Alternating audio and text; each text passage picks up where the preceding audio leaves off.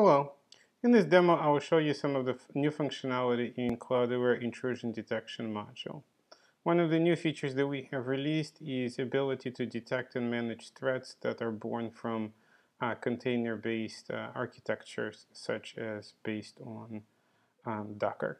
Before we jump into Docker-specific events, I want to spend a couple of minutes talking about Cloudaware Intrusion Detection module in general, as well as what separates it from competition. So one of the key differentiators of Cloudaware IDS is its integration into CMDB. So on this main dashboard, one of the things we see is we have approximately 68, 69 servers, and Cloudaware is showing us which servers are monitored, and where it says 2 unmonitored servers.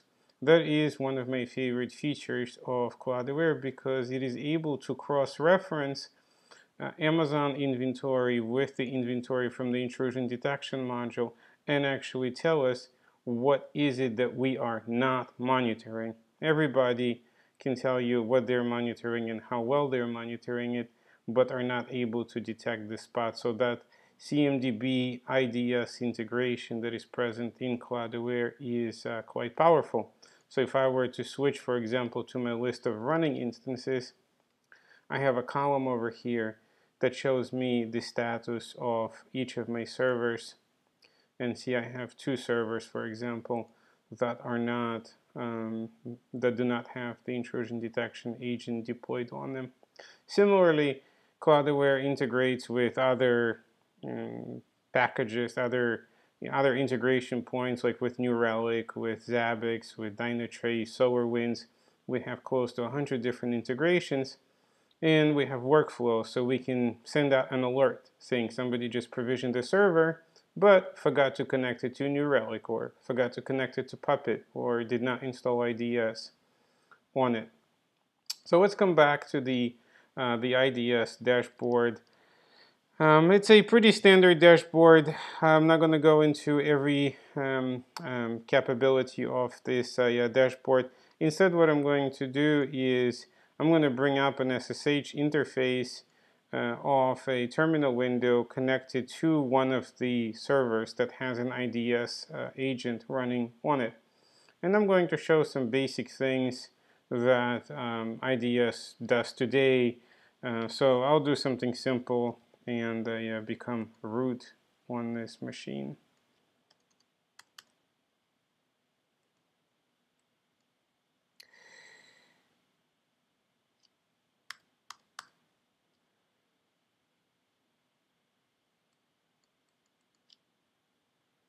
Okay. All right, so I just logged in. I'm going to go ahead and become root. And let's do some innocent things on the machine, such as create a group, just a Linux group. So I can do a group add and call it demo 6. And I can also do something like restart MySQL.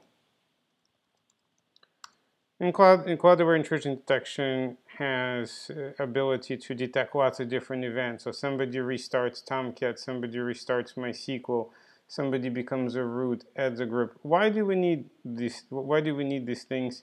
Why are they even part of a intrusion detection module?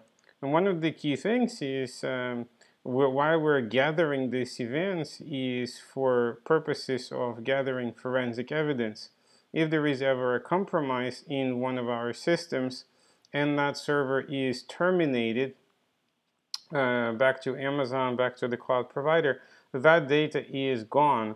And we have no way to go back and to establish, let's say, when the compromise took place, at what time, from what IP address, to what system, and logging all those events into an IDS, as well as seeing whenever we have high severity threats is quite important to us in order to be able to assess the damage, as well as understand what exactly went on.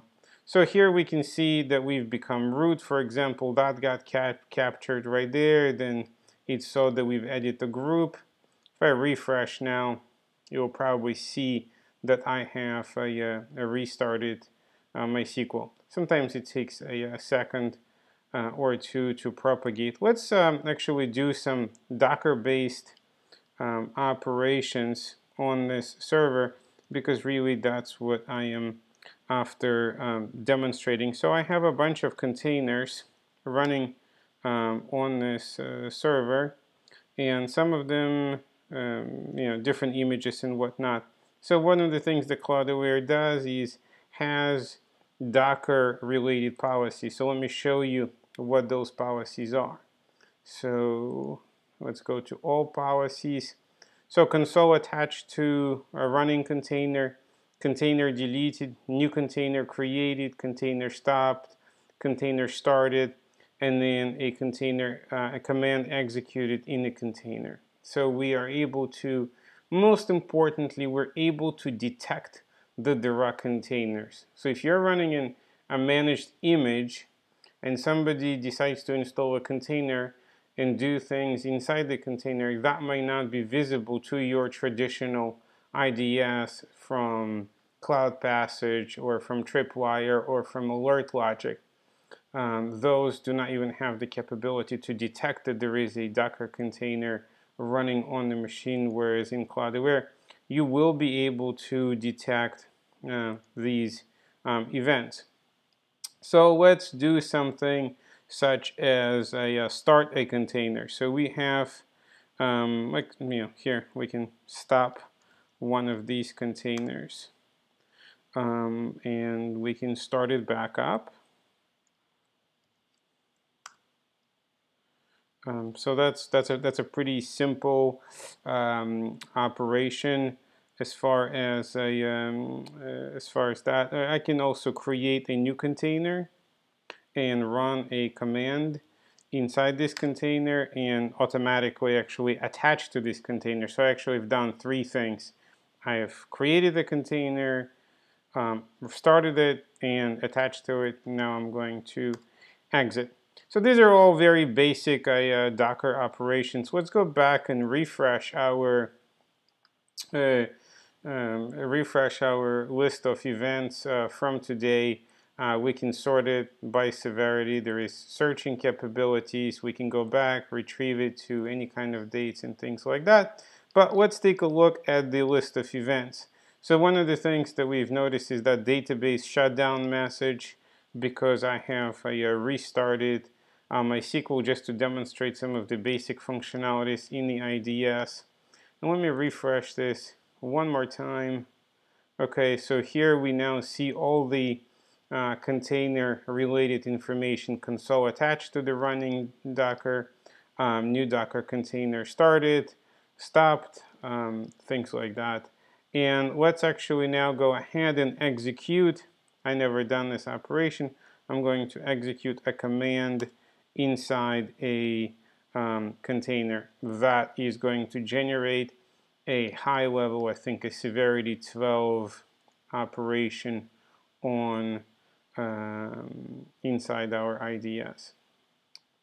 Okay, and here, just to familiarize you with the, here is a list of trending policies and whether the incidents for these policies are growing. You can also see the list of servers, the popular servers that have more attacks than other machines. We can also see over 30 days or navigate to specific date ranges.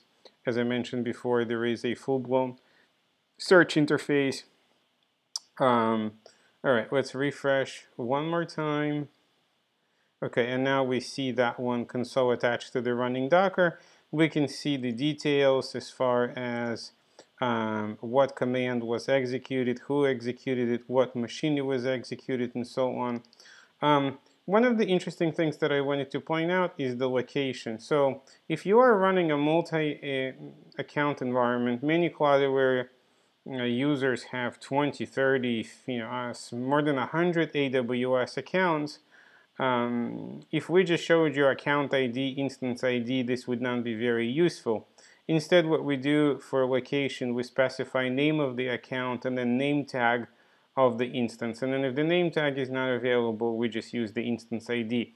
So it's very convenient in that sense to locate exactly where these alerts are coming from. You can configure email notifications, workflows. We can open up a case in Jira.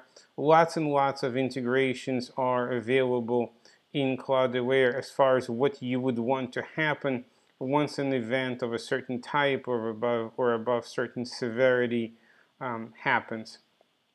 And so let's take a look.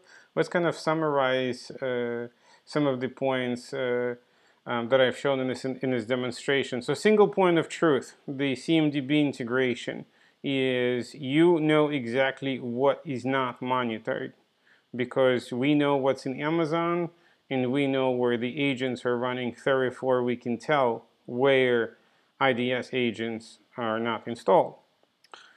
We have access to forensic data to fulfill our security requirements. If we get compromised, we can go back and establish exactly what happened, when it happened, by whom, from where, things like that.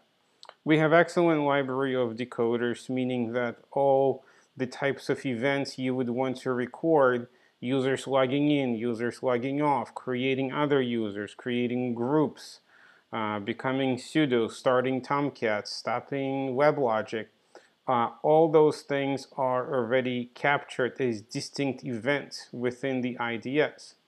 Now, one of the key costs that is associated with deploying intrusion detection is you have to push out an agent onto every machine, and that is very labor intensive. What we do is we provide you with Puppet Chef, Ansible, cookbooks, recipes, playbooks to help you to deploy this out as fast as possible. We can give you scripts to do this, but we have had customers who have deployed hundreds and hundreds of agents within a single day, especially those that are pretty sophisticated with with their DevOps infrastructure. If you're not an advanced DevOps user, we can actually help you to spin up a Puppet or a Chef server and help you out to deploy this pretty quickly as well.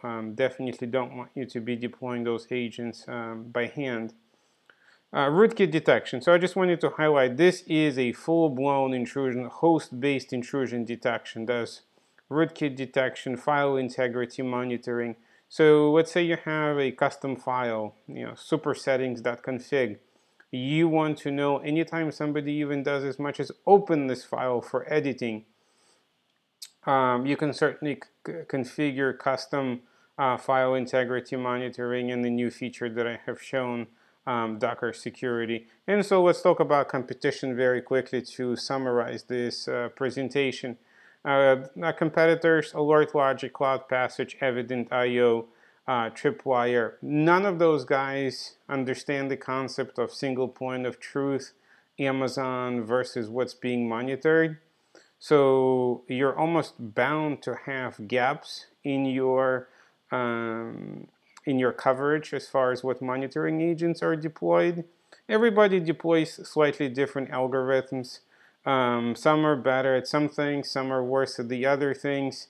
All in all, I'll say that they're about the same in terms of their capabilities to actually detect intrusion attempts. What it comes down to is coverage, ease of deployment, and cost, in my opinion. And this is where we are the leaders. AlertLogic, CloudPassage, as you can see, $25+ per server per month. Tripwire, $10 to $20 per server per month, but really doesn't even understand what Amazon is. It's just you will manage it just like you manage servers in your traditional data center, whereas Cloudaware is $1 to $3 per server per month. And you can also you can deploy IDS agents that are in your physical data center. So even though we have some additional functionality for Amazon-based servers or Azure or Google-based servers, nothing prevents you from deploying the agents into physical-based environment. So that's the summary of the new IDS module. Hope it sounds interesting. If it is, yeah, sign up for a trial. Thanks a lot.